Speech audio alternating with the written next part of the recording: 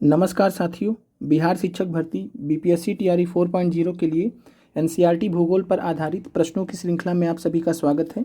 आज के episode number 9 में हम आपके लिए क्लास 11th ज्योग्राफी की पुस्तक से क्लास 11th की पुस्तक भारत भौतिक पर्यावरण से अध्याय नंबर 6 सॉइल या मृदा से संबंधित महत्वपूर्ण प्रश्नों को लेकर आए हैं। आज हम कुल 25 प्रश्नों को देखेंगे और इन 25 प्रश्नों के माध्यम से आपका अध्याय नंबर 6 कंप्लीट हो जाएगा। और आज के इस एपिसोड नंबर 9 के साथ में आपका क्लास 11th एनसीईआरटी कंप्लीट हो जाएगा। क्लास 11th एनसीईआरटी का एक जो पुस्तक है भारत भौतिक पर्यावरण, ये आपका कंप्लीट हो जाएगा। इसके बाद जो आपकी दूसरी पुस्तक बचेगी उसको हम बाद में आपको कराएंगे। और कल से आप लोगों का जो 3000 PIQs की जो सीरीज़ है उसको हम वापस से कंटिन्यू करेंगे। तो उम्मीद करते हैं कि आप सभी अभ्यर्थियों का पूरा सहयोग रहेगा। और साथ में आपका शाम की कल से आपका जो है एनसीईआरटी साइंस की भी क्लासेस जो है स्टार्ट होंगी। जो साइंस एमसीक्यू की क्लासेस हम आपकी ले रहे थे, कल से आपकी वापस से स्टार्ट होंगी। 4 से 5 दिन लगेंगे, क्लास 10th एनसीईआरटी आपका कंप्लीट हो जाएगा।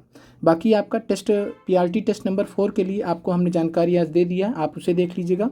साथ में जितने भी अभ्यर्थी पीआरटी वाले हैं आपके लिए आज हमने मॉर्निंग में कंप्लीट स्ट्रेटजी और सिलेबस डिस्कस किया, आप उसे फॉलो कीजिए अच्छे से। और उतना सिलेबस आप अगर कंप्लीट करते हैं उसके बाद आप टेस्ट वगैरह पे जाएंगे तो आप ज़्यादा बेहतर स्थिति में अपने आप को पा सकते हैं। चलिए पहले प्रश्न पर आते हैं। पहला प्रश्न आपके सामने है, सॉइल सर्वे ऑफ इंडिया भारतीय मृदा सर्वेक्षण विभाग की स्थापना कब हुई? ऑप्शन ए है 1956, ऑप्शन बी है 1867, ऑप्शन सी है 1767। प्रश्न नंबर 1 का राइट आंसर क्या होगा? तो सॉइल सर्वे ऑफ इंडिया की बात करें तो भारतीय मृदा सर्वेक्षण विभाग की स्थापना हुई है आज़ादी के बाद 1956 में। तो राइट आंसर यहाँ पर 1956 है। एक यहाँ पर आपको कन्फ्यूजन हो सकता है 1767 से। जब आपसे पूछा जाएगा सर्वे ऑफ इंडिया, ध्यान दीजिएगा, जब आपसे पूछेगा सर्वे ऑफ इंडिया यानी कि भारतीय सर्वेक्षण विभाग, जब आपसे केवल और केवल भारतीय सर्वेक्षण विभाग पूछेगा तब आपका आंसर हो जाएगा 1767। अंग्रेजी ईस्ट इंडिया कंपनी के दौरान भारतीय सर्वेक्षण विभाग सर्वे ऑफ इंडिया का 1767 में स्थापना किया गया था। यहाँ पर आपसे प्रश्न में पूछा गया है सॉइल सर्वे ऑफ इंडिया, मृदा सर्वेक्षण विभाग। तो भारतीय मृदा सर्वेक्षण विभाग या सॉइल सर्वे ऑफ इंडिया कभी भी पूछेगा तो आंसर आपका 1956 हो जाएगा। इसके अलावा सर्वे ऑफ इंडिया आपका बीपीएससी ने पूछ रखा है टीआरई में ही, तो भारतीय सर्वेक्षण विभाग survey of India 1767 right answer हो जाएगा। आगे बढ़ते हैं। अगला प्रश्न आपके सामने है, भारतीय कृषि अनुसंधान परिषद जिसको आईकार कहते हैं, Indian council of agricultural research की स्थापना कब हुई थी? और जब हुई थी तो इसको हम imperial council of agriculture research बोलते थे। Imperial council of agricultural research के नाम से इसकी स्थापना की गई थी। आज़ादी के बाद इसका नाम चेंज करके Indian council of agriculture research कर दिया गया। तो भारतीय कृषि अनुसंधान परिषद की स्थापना हुई है 1929 में। राइट आंसर यहाँ पर बी हो जाएगा 1929। 16 जुलाई 1929 को स्थापना हुई है। और साथ में भारतीय कृषि अनुसंधान परिषद का हेडक्वार्टर कहाँ पर आपसे पूछा जा सकता है, तो नई दिल्ली में इसका हेडक्वार्टर है। अगला प्रश्न है आपका एनसीईआरटी एक्सरसाइज से प्रश्न है, मृदा का सर्वाधिक व्यापक और सर्वाधिक उपजाऊ प्रकार कौन सा है? तो सबसे ज़्यादा जो है पूरे भारत में सबसे ज़्यादा पाई जाने वाली और साथ में सबसे ज़्यादा उपजाऊ मृदा कौन सी है? यहाँ पर जलोढ़ मृदा एलुवियल सॉइल, काली मृदा ब्लैक सॉइल, लेटराइट मृदा लेटराइट सॉइल। थर्ड नंबर प्रश्न का राइट आंसर क्या होगा? तो मृदा का सर्वाधिक व्यापक और सर्वाधिक उपजाऊ प्रकार जलोढ़ मृदा है जिसे हम एलुवियल सॉइल कहते हैं। राइट आंसर यहाँ पर तीसरे नंबर प्रश्न का ए है। जलोढ़ मृदा की बात करें तो भारत के उत्तरी मैदान जो आप ग्रेट प्लेन्स ऑफ इंडिया देखते हैं, great plains of India, great plains of India के बारे में हमने बात किया कि 3 नदियों के तंत्र द्वारा इनका निर्माण हुआ है। वो 3 नदी तंत्र कौन कौन से हैं? तो सिंधु नदी तंत्र है, गंगा नदी तंत्र है और ब्रह्मपुत्र नदी तंत्र है। तो सिंधु नदी तंत्र, गंगा नदी तंत्र और ब्रह्मपुत्र नदी तंत्र के द्वारा नदी तंत्र के और नदियों के द्वारा और उनकी सहायक नदियों के द्वारा जो मैदान का निर्माण किया गया उसे हम भारत का उत्तरी मैदान कहते हैं, ग्रेट प्लेन्स ऑफ इंडिया कहते हैं। और यह जो पूरा मृदा का निर्माण किया गया है नदियों के द्वारा, इसी को हम जलोढ़ मृदा के नाम से जानते हैं। तो जलोढ़ मृदा उत्तरी मैदान और नदी घाटियों के विस्तृत भागों में पाई जाती हैं। ये मृदा, बात करें जलोढ़ मृदा की, तो देश के कुल क्षेत्रफल के लगभग 40% भाग पर, याद रखिएगा, जलोढ़ मृदा भारत के कुल क्षेत्रफल के लगभग 40% भाग में पाई जाती हैं। तो नंबर 1 पर कौन सी मृदा पाई जाती है? तो आंसर है जलोढ़ मृदा। और बात करें जलोढ़ मृदा की, तो जलोढ़ मृदा को हम निक्षेपण मृदा भी कहते हैं, डिपोजिशनल सॉइल भी कहते हैं। ऐसा क्यों कहते हैं? क्योंकि नदियों के द्वारा ये बहा कर लाई जाती हैं। हर साल नदियों के द्वारा बहा कर ले जाई जाती हैं। 2 प्रकार की जो है बात करें तो जलोढ़ मृदा हम पढ़ते हैं, जो आगे प्रश्न भी आएगा, तो डिपोजिशनल सॉइल भी कहते हैं, निक्षेपण मृदा भी कहते हैं, क्योंकि नदियों के द्वारा इनको हर साल लाया जाता है, जिन्हें नदियों और सरिताओं ने वाहित तथा निक्षेपित किया है। अगला प्रश्न आपका है, निम्नलिखित में से कौन सी मृदा प्रतिवर्ष बाढ़ों के द्वारा, यानी जो बाढ़ आते हैं प्रतिवर्ष, निक्षेपित होने वाला नया जलोढ़क न्यू एलुवियम है, जो महीन गाद होने के कारण मृदा की उर्वरता बढ़ा देता है। तो कौन सा मृदा का प्रकार है जो हर वर्ष लाया जाता है नदियों के द्वारा, नदियों के बाढ़ के द्वारा लाया जाता है, और इसमें जो बाढ़ के मैदान वाले क्षेत्र में पाए जाते हैं, फ्लड प्लेन्स में पाए जाने वाली मृदा कौन सी है? सिंपल में आपसे यही पूछा जा रहा है। तो फ्लड प्लेन्स में या बाढ़ के मैदान वाले क्षेत्र में कौन सी मृदा पाई जाती है, हर वर्ष नदियों के द्वारा लाई जाती है, नदियों की बाढ़ों द्वारा निक्षेपित होने वाला नया जलोढ़क भी बोलते हैं, इसे न्यू एलुवियम बोलते हैं। राइट आंसर है खादर। खादर को हम न्यू एलुवियम बोलते हैं। बांगर की बात करें, अगर हम बांगर की बात करें तो बांगर पुराना जलोढ़क होता है, ओल्ड एलुवियम बोलते हैं, ओल्ड एलुवियम बोलते हैं, जिसका जमाव बाढ़कृत मैदानों से दूर होता है, यानी बाढ़कृत मैदान फ्लड प्लेन से दूर होता है। खादर और बांगर मृदा में कैल्शियमी संग्रथन पाया जाता है, जिनको हम कंकड़ भी कहते हैं। तो ध्यान रखिएगा, खादर और बांगर दोनों प्रकार की मृदा में कैल्शियमी संग्रथन पाए जाते हैं, जिन्हें हम कंकड़ कहते हैं। और जलोढ़ मृदा की बात करें तो जलोढ़ मृदा पर गहन कृषि की जाती है। सबसे गहन कृषि, सबसे एक्सटेंसिव जो एग्रीकल्चर किया जाता है, सबसे ज़बरदस्त तरीके से वो जलोढ़ मृदा पर ही किया जाता है, उत्तरी भारत के मैदान वाले क्षेत्र में। फिर यहाँ पर भाबर की बात करें तो भाबर के बारे में हमने आपको पढ़ा रखा है ऑलरेडी क्लास में। एक बार कमेंट कीजिएगा कि भाबर कौन सा क्षेत्र होता है, किस क्षेत्र को हम भाबर कहते हैं। अगले प्रश्न पर चलते हैं। अगला प्रश्न है रेगुर मृदा। रेगुर सॉइल का दूसरा नाम क्या है? लेटराइट मृदा। एक्सरसाइज से ये भी सवाल है आपका। शुष्क मृदा, काली मृदा। तो रेगुर मृदा, रेगुर सॉइल किसका नाम है? तो यह है काली कपासी मृदा, ब्लैक सॉइल जिसको बोलते हैं, ब्लैक कॉटन सॉइल भी जिसको बोलते हैं, या ब्लैक सॉइल बोलते हैं। तो ब्लैक कॉटन सॉइल या काली कपासी मृदा या काली मृदा को हम रेगुर मृदा भी कहते हैं। अगला प्रश्न है भारत में मृदा के ऊपरी परत ह्रास का मुख्य कारण क्या है? तो भारत में अगर हम बात करें तो मृदा का जो ऊपरी परत होता है, जो टॉप लेयर होता है मृदा का, सॉइल का जो टॉप लेयर होता है, उसका इरोजन होने का क्या कारण है? तो मृदा के ऊपरी परत का ह्रास होने का कारण क्या है? वायु अपर्दन है, विंड इरोजन है, अत्यधिक निक्षालन है, एक्सेसिव लीचिंग हुई है, जल अपर्दन, वाटर इरोजन। तो क्या रीज़न यहाँ पर है? तो भारत का बात करें, एक्सरसाइज से यह भी प्रश्न आपका लिया गया है। भारत में मृदा की ऊपरी परत का ह्रास का जो मुख्य कारण है वो है जल अपर्दन, वाटर इरोजन के कारण भारत में मृदा का ऊपरी परत का ह्रास हुआ है। जल अपर्दन की बात करें तो जल अपर्दन दो प्रकार से यहाँ पर देखने को मिलता है। एक होता है परत अपर्दन, जिसको हम सीट इरोजन बोलते हैं, और यही प्रश्न आपसे पूछा गया है। तो परत अपर्दन जो होता है जिसमें टॉप लेयर सॉइल का वो चला जाता है, बह जाता है, तो ये जल अपर्दन से ही सुनिश्चित होता है। जो टॉप लेयर बह जाता है, अपर्दन हो जाता है। और अवनालिका अपर्दन होता है, गली इरोजन होता है। तो दो प्रकार से जल अपर्दन होता है, एक है परत अपर्दन सीट इरोजन, दूसरा है अवनालिका अपर्दन गली इरोजन। अगला प्रश्न पर आते हैं। अगला प्रश्न है भारत के सिंचित क्षेत्रों में कृषि योग्य भूमि निम्नलिखित में से किस कारण से लवणीय हो रही है? ये भी प्रश्न आपका एक्सरसाइज से लिया गया है। तो भारत के सिंचित क्षेत्रों में जो कृषि योग्य भूमि है किस कारण से लवणीय हो रही है? यानी यहाँ पर साल्टी होती जा रही है, साल्ट की मात्रा बढ़ती जा रही है, जिप्सम की बढ़ोतरी के कारण, अति सिंचाई के कारण, रासायनिक खादों के उपयोग के कारण। तो ऐसा क्या कारण है? और यहाँ पर बात करें तो इस प्रश्न का जो राइट आंसर है, केवल और केवल एक आंसर है, वो है अति सिंचाई। तो ध्यान रखिएगा, एक से अधिक आंसर यहाँ पर एनसीईआरटी के अकॉर्डिंग अति सिंचाई माना गया है। तो भारत के सिंचित क्षेत्रों में कृषि योग्य भूमि अति सिंचाई के कारण लवणीय होती जा रही है एज पर एनसीईआरटी, जिसको हम ओवर इरिगेशन बोलते हैं। फिर अगला प्रश्न है निम्नलिखित में से कौन सी मृदा दक्कन के पठार के अधिकतर भाग में पाई जाती है? तो दक्कन के पठार, डेक्कन ट्रैप में कौन सी मृदा पाई जाती है? लाल मृदा, लेटराइट मृदा, काली कपासी मृदा, ब्लैक कॉटन सॉइल। तो क्या आंसर होगा? तो 8वें नंबर प्रश्न का राइट आंसर है काली कपासी मृदा, ब्लैक कॉटन सॉइल दक्कन के पठार के अधिकतर भाग में पाई जाती है। और यहाँ जो मृदा होती है काली मृदा किस प्रकार के फसल के लिए सबसे ज़्यादा उपयोगी होती है? तो कपास की खेती के लिए, कपास की जो कॉटन के एग्रीकल्चर के लिए, कपास की खेती के लिए सबसे ज़्यादा उपयुक्त मानी जाती है। और बात करें काली कपासी मृदा की, ब्लैक कॉटन सॉइल की या काली मृदा की, तो मुख्यतः महाराष्ट्र, गुजरात, आंध्र प्रदेश, तमिलनाडु में पाई जाती है। इसे हम स्वतः जुताई वाली मृदा भी कहते हैं। इसको मतलब स्वतः जुताई वाली मृदा सेल्फ प्लाउ सॉइल भी कहते हैं, यानी इसमें ऐसी प्रक्रिया होती है, ये खुद से भी जो है स्वतः जुताई इसमें हो जाता है। अलग से जुताई करने की आवश्यकता नहीं पड़ती है, कुछ इस प्रकार का इसकी विशेषता होती है। तो सेल्फ प्लाउइंग सॉइल भी इसको बोलते हैं, स्वतः जुताई इनमें पाई जाती है।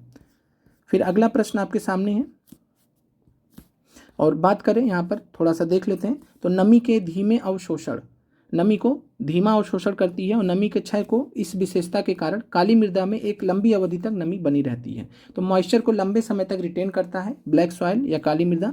तो आपसे प्रश्न पूछा जा सकता है कि निम्नलिखित में से कौन सी मृदा मॉइस्चर को लंबे समय तक रिटेन करता है, लंबी अवधि तक नमी बनी रहती है किस मृदा में? तो आंसर काली मृदा हो जाएगा। काली मृदा की बात करें तो चूने, लौह, मैग्नीशिया तथा एल्युमिनियम के तत्व तो भारी मात्रा में, काफ़ी मात्रा में पाए जाते हैं। पोटाश की भी मात्रा पाई जाती है, लेकिन क्या नहीं पाया जाता है? तो फास्फोरस, नाइट्रोजन और जैव पदार्थ। तो फास्फोरस, नाइट्रोजन और जैव पदार्थ ये इनकी कमी पाई जाती है। अगला प्रश्न है, निम्नलिखित में से किस प्रकार की मृदा का लाल रंग रवेदार तथा कायांतरित चट्टानों में लोहे के व्यापक विसरण के कारण होता है तथा जलायोजित होने के कारण ये पीली दिखाई पड़ती हैं? तो आपसे पूछा जा रहा है कि कौन सी मृदा यहाँ पर रवेदार तथा कायांतित चट्टानों में लोहे के व्यापक विसरण के कारण होता है लाल रंग उसका, और जलायोजित होने पर यानी जल में मिलने पर इनका जो कलर होता है वो पीला हो जाता है। तो किस प्रकार की मृदा की यहाँ पर आपसे बात की जा रही है? ऑप्शन आपके सामने है, लेटराइट मृदा, लाल मृदा, काली मृदा। तो यहाँ जो है रेड सॉइल की बात की जा रही है, लाल मृदा की यहाँ पर बात की जा रही है। और लाल मृदा में बात करें तो जो लाल रंग होता है वो रवेदार तथा कांतित चट्टानों में लोहे के व्यापक विसरण के कारण होता है, और जब ये जल में मिलती हैं तो इनका जो रंग होता है पीला दिखाई देता है। लेटराइट मृदा में भी जो बात करें तो लोहा पाया जाता है, लोहे का परत पाया जाता है, लेकिन ये दूसरी प्रक्रिया होती है यहाँ पर जो हम आगे देखेंगे। अगला प्रश्न है, निम्नलिखित में से किस प्रकार की मृदा का निर्माण उष्णकटिबंधीय वर्षा के कारण हुए तीव्र निक्षालन के कारण का परिणाम होता है? तो निम्नलिखित में से कौन सी मृदा का निर्माण जो है उष्णकटिबंधीय वर्षा, उष्णकटिबंधीय क्षेत्रों में आपने देखा है भारी वर्षा होती है, हैवी रेन होता है, और तीव्र निक्षालन की प्रक्रिया होती है, इंटेंस लीचिंग की प्रक्रिया होती है। तीव्र निक्षालन का मतलब है कि जो मिट्टी है, मिट्टी की ऊपरी परत बह जाती है, मिट्टी की ऊपरी परत बारिश की वजह से बह जाती है, इसी को हम बोलते हैं तीव्र निक्षालन या लीचिंग प्रक्रिया बोलते हैं। तो लीचिंग प्रक्रिया के कारण जिस मृदा का निर्माण होता है उसको हम बोलते हैं लेटराइट मृदा। और उष्णकटिबंधीय वर्षा क्षेत्रों में कौन सी मृदा सामान्यतः पाई जाती है? तो बी आंसर आपका लेटराइट मृदा हो जाएगा।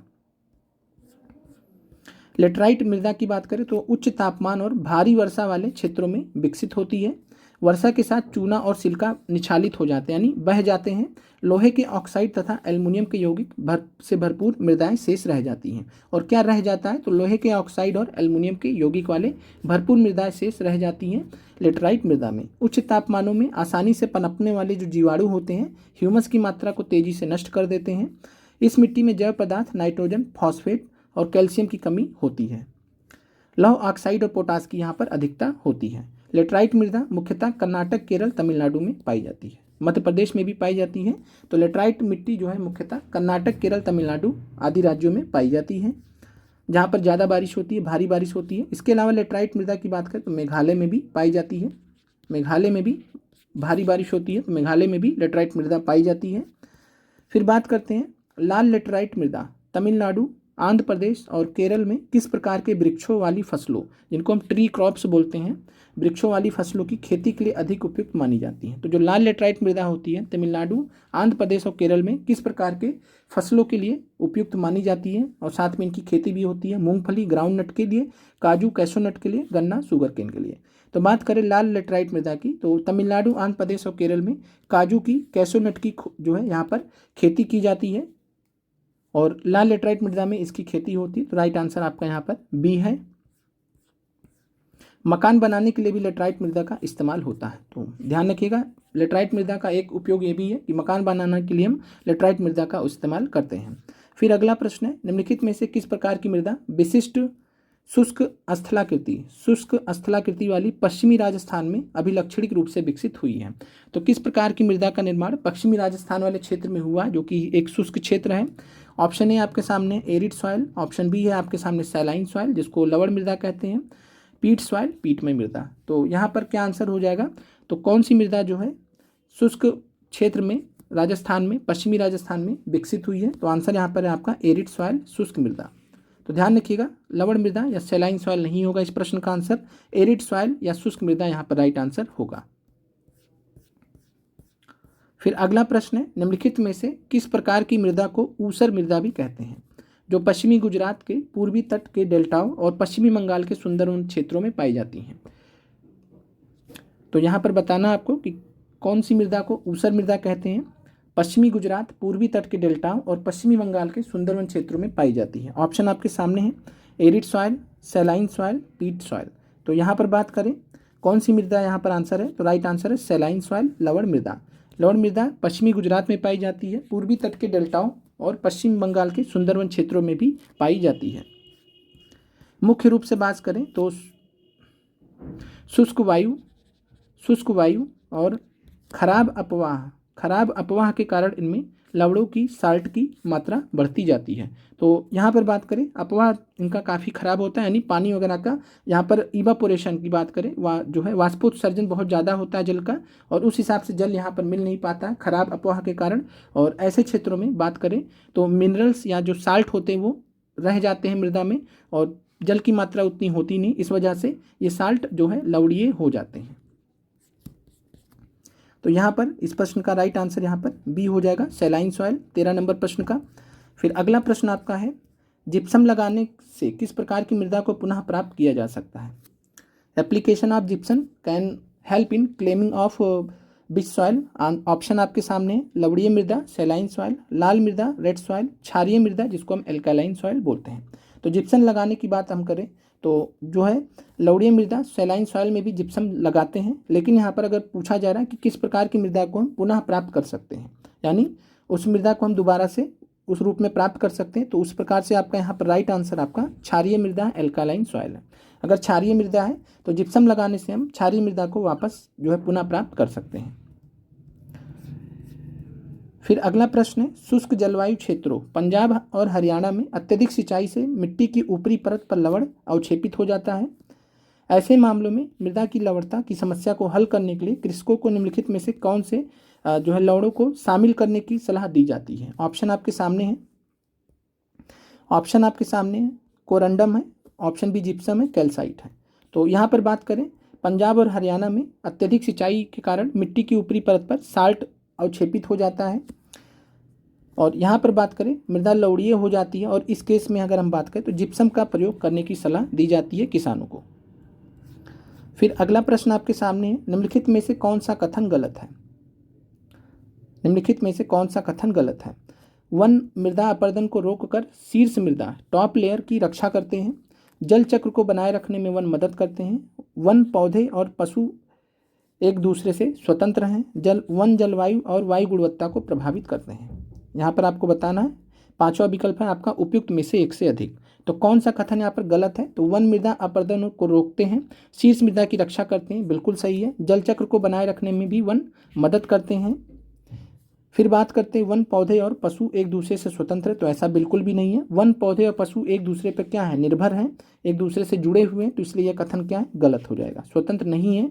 वन जलवायु और वायु गुणवत्ता को प्रभावित करते हैं, बिल्कुल सही है।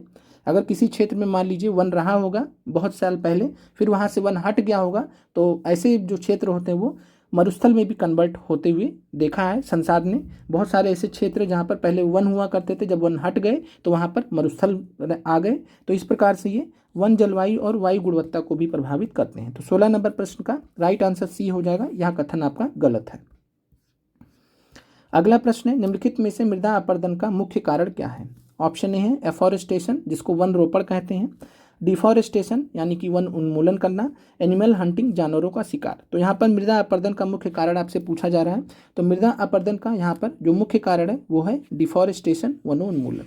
तो राइट आंसर यहाँ पर बी हो जाएगा, डिफॉरेस्टेशन, वन उन्मूलन। और वन उन्मूलन की बात करें तो मृदा अपरदन का सबसे प्रमुख कारण माना जाता है। और हमने अभी देखा कि वन का जो है वन क्या करते हैं, तो टॉप लेयर की रक्षा करते हैं मृदा के। वन उन्मूलन की बात करें तो मृदा अपरदन के प्रमुख कारणों में से एक है। पौधों की जो जड़ें होती हैं मृदा को बांध कर रखती हैं, अपरदन को रोकती हैं। पत्तियां और टहनियां गिरकर मृदा में ह्यूमस की मात्रा में वृद्धि करती हैं, तो मृदा को हर हिसाब से मजबूती प्रदान करती हैं जो पौधे होते हैं, वृक्ष होते हैं। लेकिन वन उन्मूलन से क्या होता है, मृदा अपरदन होता है सर्वाधिक। फिर अगला प्रश्न आपके सामने है, निम्नलिखित में से कौन मृदा संरक्षण के प्रभावी उपाय हैं जिनका उपयोग मृदा अपरदन को कम करने के लिए प्रायः किया जाता है। कंटूर बंडिंग, समोच्च रेखीय मेड़बंदी, कंटूर टेरेसिंग, समोच्च रेखीय सीढ़ीदार खेत, मिश्रित खेती, मिक्स फार्मिंग। तो यहाँ पर क्या आंसर होगा? मृदा संरक्षण के प्रभावी उपाय कौन कौन से हैं जिनका उपयोग हम मृदा अपरदन को कम करने के लिए करते हैं? तो कंटूर बंडिंग भी किया जाता है, कंटूर टेरेसिंग भी किया जाता है, मिश्रित खेती भी कर सकते हैं। तो यहाँ पर तीनों ही विकल्प सही है। तो आंसर आपका राइट है डी, एक से अधिक। उपयुक्त में से एक से अधिक, तीनों ही ऑप्शन यहाँ पर आपके मृदा अपरदन को कम करने में इस्तेमाल किए जाते हैं, मृदा संरक्षण में प्रभावी भूमिका अदा करते हैं।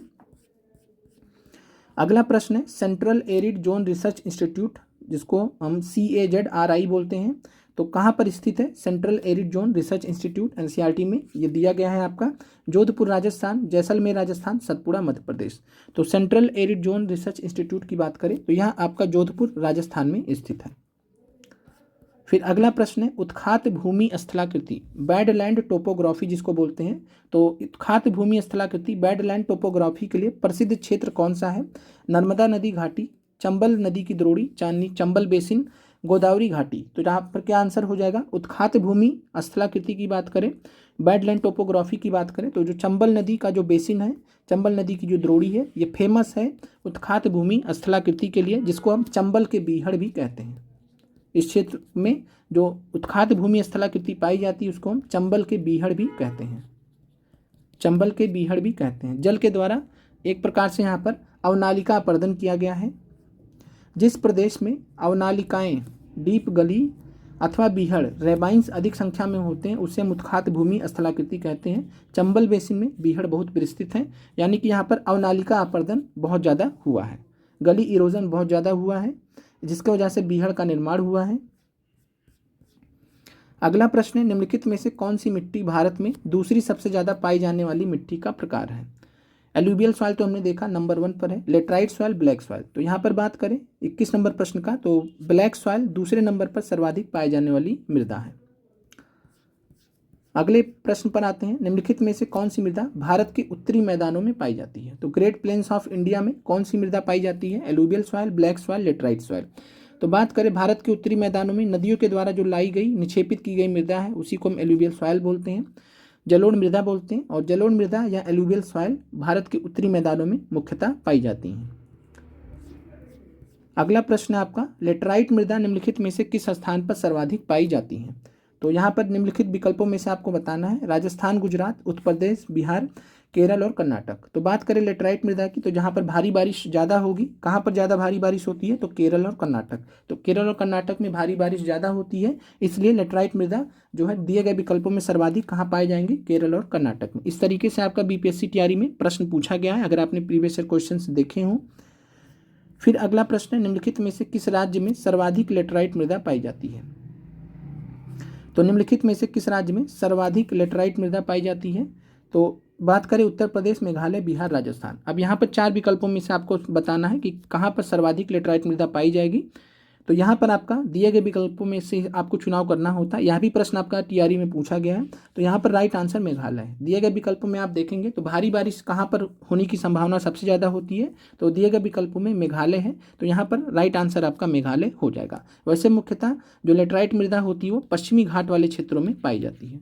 पश्चिमी घाट जैसे केरल, कर्नाटक वाले क्षेत्र में ज़्यादा पाई जाती है, महाराष्ट्र में भी पाई जाती है, केरल, कर्नाटक में जो है सबसे ज़्यादा पाई जाती है। उत्तर पूर्व के राज्य हैं जैसे मेघालय, यहाँ पर भी पाई जाती है। तो सर्वाधिक लेटराइट मृदा दिए गए विकल्प में मेघालय यहाँ पर राइट आंसर हो जाएगा। इसलिए आपको कन्फ्यूजन नहीं होना चाहिए कि ऊपर हमने जो है केरल, कर्नाटक बताया, तो दिए गए विकल्पों में आपको चुनाव करना है। वैसे पश्चिमी घाट में मुख्यतः पाए जाते हैं। अगला प्रश्न आपका है भारत की निम्नलिखित में से किस मृदा का निर्माण बसाल्टिक लावा के अपक्षय के कारण हुआ है? तो बसाल्टिक लावा के अपक्षय के कारण या अपरदन के कारण जो है किस मृदा का निर्माण हुआ है? तो वेदरिंग के कारण, जलोढ़ मृदा, लेटराइट मृदा, लाल मृदा या रेगुर मृदा। तो भारत के निम्नलिखित में से किस मृदा का निर्माण हुआ है बसाल्टिक लावा के अपक्षय के कारण? तो राइट आंसर है काली मृदा, ब्लैक सॉइल, जिसको हम रेगुर मृदा भी कहते हैं। तो राइट आंसर 25 का D है। तो आज यहाँ पर आपके जो प्रश्न है ये आखिरी था। रूपांतरित और आग्नेय चट्टानों के अपक्षय के कारण काली मृदा या रेगुर सॉइल का निर्माण होता है। कमेंट कीजिएगा आपको क्लास कैसी लगी। और कल आपका जो है बात करें हम तो कल आपका जो है मॉर्निंग में आपका क्लास आएगा मॉडर्न हिस्ट्री से रिलेटेड। और मॉडर्न हिस्ट्री में हम आपके लिए कल जो है भारत के जो गवर्नर जनरल हैं, भारत के गवर्नर जनरल से रिलेटेड महत्वपूर्ण टॉपिक लेकर आएंगे। जितने भी महत्वपूर्ण गवर्नर जनरल रहे हैं, साथ में उनके समय में क्या क्या घटनाएं हुई हैं, इनसे रिलेटेड आपको कल क्लास देखने को मिलेगी। मिलते हैं आप लोगों से अगले वीडियो में। आप लोगों का देखने के लिए धन्यवाद।